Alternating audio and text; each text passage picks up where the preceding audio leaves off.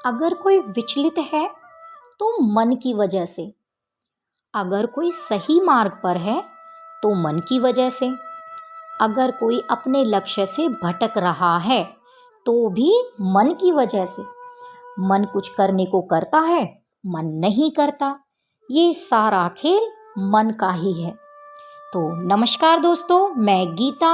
जैसा कि आपको पता है कि मैं आपके लिए यूज़फुल मोटिवेशनल वीडियोस लाती रहती हूँ, तो उसी कड़ी में एक नई वीडियो के साथ, जिसमें हम जानेंगे कि मन पर काबू कैसे किया जाए। दोस्तों, ये वीडियो उन्हीं लोगों के लिए है जो लाइफ में कुछ करना चाहते हैं, आगे बढ़ना चाहते हैं, अपने ऊपर काम करना चाहते हैं। अगर आप ये वीडियो देख रहे हैं तो वास्तव में आप एक विचारशील व्यक्ति हैं। जब तक मन पर काबू ना किया जाए तो यह हमें कुछ भी सही करने से रोकता रहता है।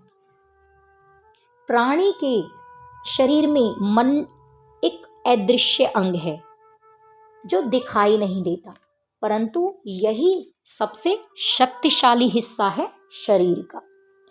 दीपक रूपी शरीर में जब यौवन रूपी घी जल जल कर समाप्त होने लगता है तो व्यक्ति चिल्लाने लगता है, इंसान घबराने लगता है, क्योंकि उस अंधेरा बढ़ने लगता है और कहता है, मैं बीमार हूँ, मुझे बचा लो, मैं मर रहा हूँ।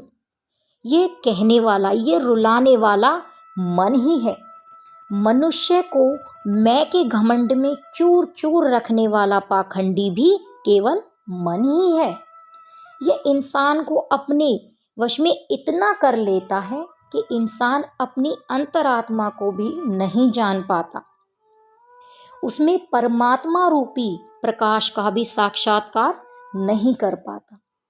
मन वह चेतना शक्ति है जिसे इंसान अपने वश में कर ले तो वह इस आत्मा को परमात्मा से मिला देता है, और जो इस मन को अपने काबू में नहीं कर पाता, उस व्यक्ति को ये मन जीवन भर नाच नचाता रहता है। जैसे सिक्के के दो पहलू होते हैं, उसी प्रकार से मन भी हमारा मित्र भी है और शत्रु भी। इसके भी दोनों ही रूप हैं। महाभारत के युद्ध के दौरान जब अर्जुन ने युद्ध लड़ने से मना कर दिया था, तब श्री कृष्ण अर्जुन से कहते हैं कि हे अर्जुन, मन के हिसाब से मत चलो, अपने अंदर झांक कर देखो, अपनी आत्मा को देखो। मन के बारे में समझाते हुए कहते हैं कि अर्जुन, सोचो कि शरीर एक रथ है, इस रथ में 5 घोड़े हैं। ये 5 घोड़े ही हमारी 5 इंद्रियां हैं, और इस रथ का सारथी है मन। इसके हाथ में ही इन 5 घोड़ों की लगाम है। मन जिधर चाहे उधर घोड़ों को ले जा सकता है। रथ का स्वामी है हमारी अंतर आत्मा, इस रथ रूपी शरीर की जो मालिक है, इसकी राजा है। अगर राजा शक्तिशाली है तो रथ रूपी मन का कुछ भी गलत करने से रोक सकता है, लेकिन दुर्भाग्यवश इस मन को काबू करना इतना आसान नहीं है। हे अर्जुन, तुम्हें मन की ताकत का तनिक भी अंदाजा नहीं। अगर इंसान इसकी शक्ति को समझ ले, मन पर काबू कर ले, तो साक्षात देव पुरुष बन जाता है। तो फ्रेंड्स, आज आपने जाना होगा कि मन की शक्ति क्या है। अब हम जानेंगे कि मन पर काबू कैसे किया जाए। मन पर काबू करने का एकमात्र उपाय है आध्यात्मिकता, स्पिरिचुअलिटी। अब आप सोच रहे होंगे कि ये बात तो हजम ही नहीं हुई, क्योंकि हम सबकी नज़र में अध्यात्म का मतलब है मंदिर जाना, मूर्ति पूजा करना, शिवजी पर दूध चढ़ाना, वेदों का अध्ययन करना, या इस संसार से कट ऑफ हो जाना। फ्रेंड्स, आध्यात्मिकता का अर्थ होता है अपने अंदर संतुलन बनाए रखना, अपने मन पर काम करना, अपनी मन को शांत रखना, मन को काबू करना। हमारी युवा पीढ़ी जिस तरीके से फालतू चीज़ों की ओर आकर्षित हो रही है, उसके लिए इधर उधर भटक रही है, अपने आप को बर्बाद कर रही है। कारण क्या है? कारण है इस चंचल मन पर कंट्रोल ना होना। एकाग्रता बनाए रखना इस अध्यात्म ही सिखाता है। जितने भी बड़े महापुरुष हुए हैं, उन्होंने जाने अनजाने इस अध्यात्म के मार्ग पर ही चलकर अपने सभी काम किए हैं। अपने हर काम पर फोकस्ड रहते थे, वो एकाग्रता के साथ काम करते थे। उनके हमेशा अच्छे और सही कार्यों में ही मन लगता था। फोकस्ड करने के क्या तरीके हैं?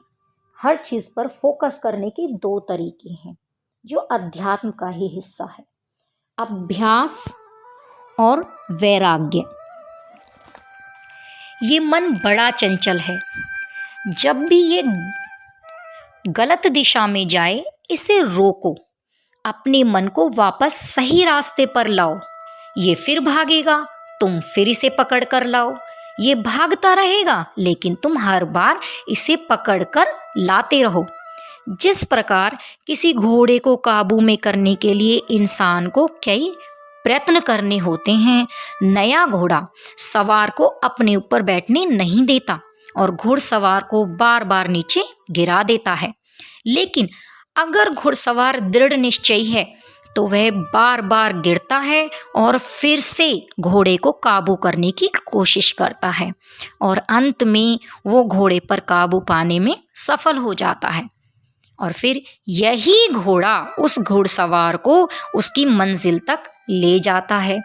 ठीक उसी तरह तुमको भी बार बार प्रयास करने होंगे, तब कहीं जाकर ये मन वश में होगा।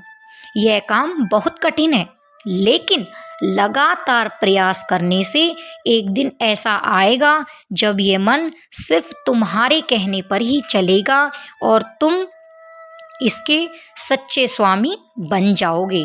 जैसा कि कहा है, करत करत अभ्यास से जड़मति होत सुजान, रस्सी आवत जात ते सिल पर पड़त निशान। दूसरा तरीका है वैराग्य, अर्थात जो बुरा है उसे समझो और अपने मन को समझाओ कि ये बुरा है। बुरी संगति, बुरी आदतों को छोड़ते चलो और अच्छे विचारों को अपनाओ। वैरागी हो जाओ। जो व्यसन हैं, बुरी चीज़ें हैं, उनकी तरफ कभी ध्यान मत दो। मन में गलत विचार आते ही उनसे दूर हो जाओ।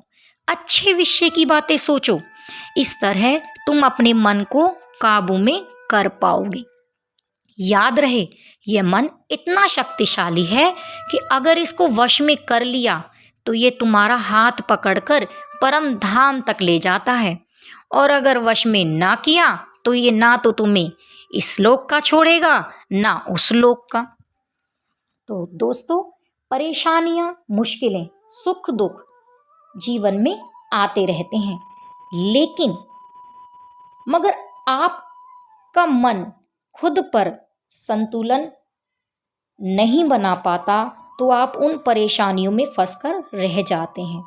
अगर आपका मन पर काबू है, आपका मन पर संतुलन बना हुआ है, तो इन परेशानियों का सामना आप आसानी से कर लेते हो। उम्मीद करती हूँ कि मेरी आज की वीडियो आपके लिए यूज़फुल रही होगी और आपको बहुत कुछ सीखने को मिला होगा। मैं आगे भी आपके लिए इसी तरीके की मोटिवेशनल वीडियोस लाती रहूँगी। इसलिए प्लीज़ मुझे इनकरेज करने के लिए मेरे चैनल को सब्सक्राइब करें और ज़्यादा से ज़्यादा शेयर करें। मेरी वीडियोस को अगर आपको अच्छी लगी हो तो प्लीज़ कमेंट करें।